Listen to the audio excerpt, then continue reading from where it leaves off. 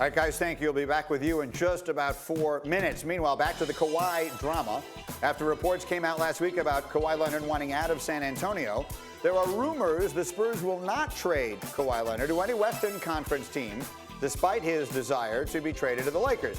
Even if that means, the reports say, the Spurs are forced to take a lesser value to keep him out of the West. The phrase went something to the effect of 75 cents on the dollar. Ooh, that's not good. You're our resident Spurs fan. As a woman, I'm very familiar with that. Does that Go on.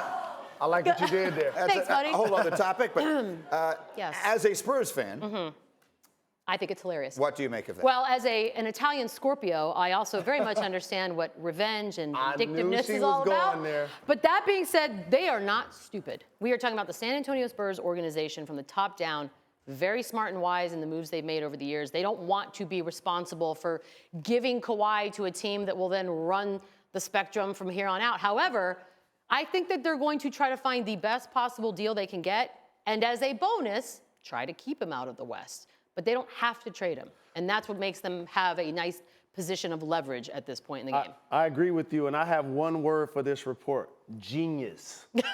This is what I expect from the San Antonio Spurs, an organization that won 5 championships, not to aid the next super team in their own conference and play against their former championship level player 4 times a year, okay? And by the way, when I actually look deeper into the box score, the team that has the best offer, that has the most assets to offer, is actually in the Eastern Conference anyway. It's Boston? That's the Boston Celtics. Right. Oh, I'll take some of that. So we're putting so many players on the Los Angeles Lakers, and I think Magic Johnson and Rob Pelinka are going to do a terrific job with that team.